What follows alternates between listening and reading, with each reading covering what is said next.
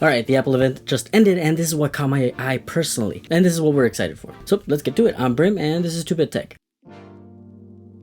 Now, there's so much going on and a lot to unpack, but I see actual changes, and I'm gonna highlight everything that I find very intriguing. And as clickbaity as it sounds, kind of game changing. I know what you're thinking. It's an Apple event, and it's always gonna be more of the same. And this time I actually see a lot of developments. Now, I'm being completely honest when I say last Apple event, I was kind of a snooze fest for me.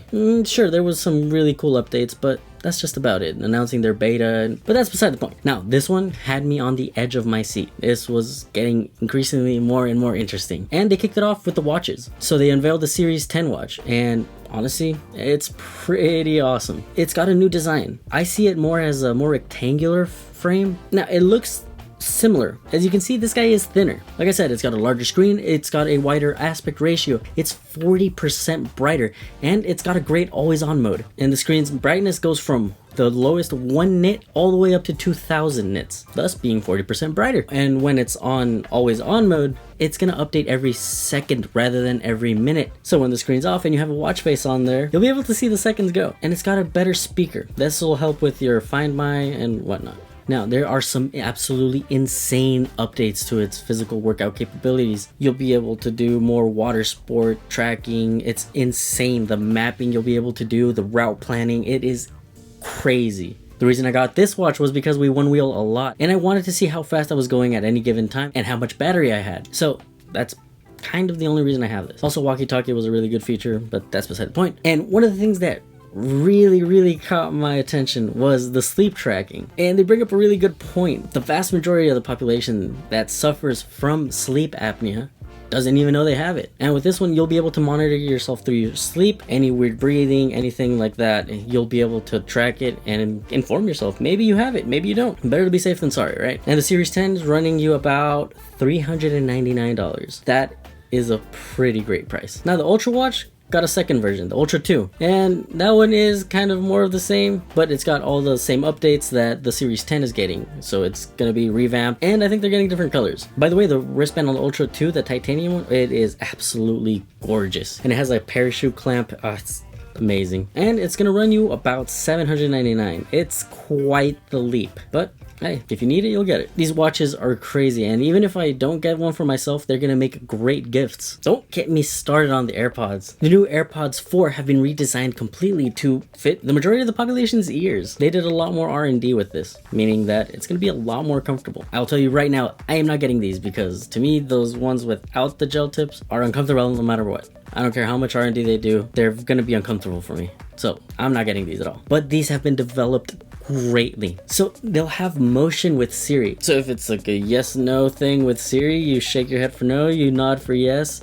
That motion tracking is going to be great. There's going to be crazy good noise canceling for calls. Like, let's say there's wind going on and it's just loud, and now you'll be able to hear the other person, and the other person will be able to hear you without even knowing that you're in the windiest place ever. It'll have USB-C, and the case is the smallest there's ever been. Now, it'll be charged by USB-C and even wireless charging. Even though the case is the smallest, it still boasts 30 hours of battery life. Now, as for the AirPod Pros, it's going to be like getting a software update where the first ones are basically going up to the second ones, and it's kind of like getting the Pros in the AirPods package sort of deal. And the AirPods Pro will have a better speaker to help you with your Find My. And there's going to be two models of the AirPods 4. One's going to be running you around 129, and the one with active noise canceling is going to run you around 179. And the AirPod Maxes are getting a couple of updates and here and there, but it'll be running you around 549. You know, more of the same on that one. But the flagship here was the iPhone 16. Holy crap. Obviously, they're coming out with new colors.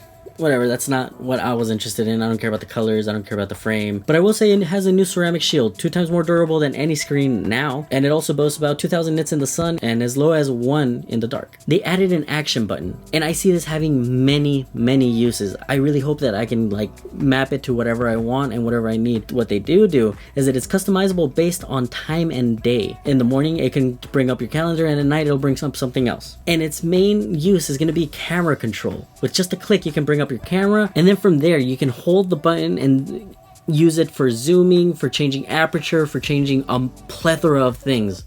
It is crazy. It's going to be 30% faster than the 15 and is more energy efficient by 30%. And it kind of rivals high-end PC desktops. The GPU is also going to be 40% faster, and get this, it's going to be using private cloud compute, and it's going to run on servers meant for privacy, and data is never stored on there, and it'll only be used until you complete your task or prompt. And now with Siri, you'll be able to stumble on a question.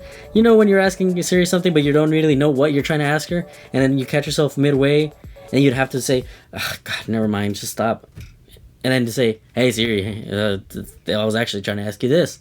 Well, now it'll just adapt to whatever stumbling you did and answer your question. And it's not going to give you this, oh, here's what I found. God, that's annoying. Just tell me what I want to know. That's it. That's all I'm asking for. And one of the coolest things that it'll group like 4 pixels and like join them into one.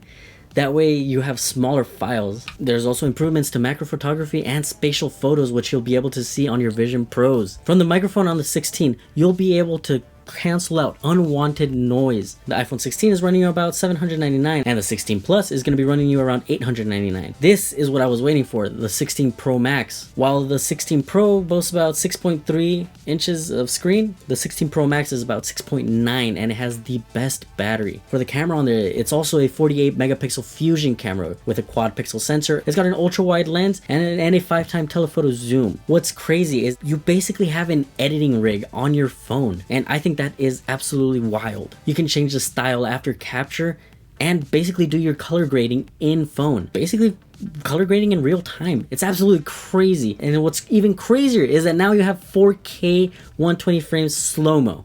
That's wild. And you'll also be able to adjust playback speed after filming, so it's going to be great for on-the-go editing. For audio, it's got 4 studio quality mics, so it's basically true to life audio with reduced noise, spatial audio captures for listening with AirPods, and home theater. You can do sound editing with audio mixing, so it's got a noise canceling in-frame one that'll only pick up whatever's in frame in front of you, a studio mic, and a cinematic mic. Their examples on there were great. So are we going to be getting rid of our DJIs and just filming on phones? Maybe. I don't know. The tech is getting up there. Sony FX3 or an iPhone? I don't know. So anybody who does music and film is absolutely going to love this phone. It's going to be running you about $1,200. But yeah, I am actually excited for the upcoming tech, and we can't wait to get our hands on these new products. Is there anything that you absolutely hated? Feel like nothing's changed? Do you feel like it's too big of a change?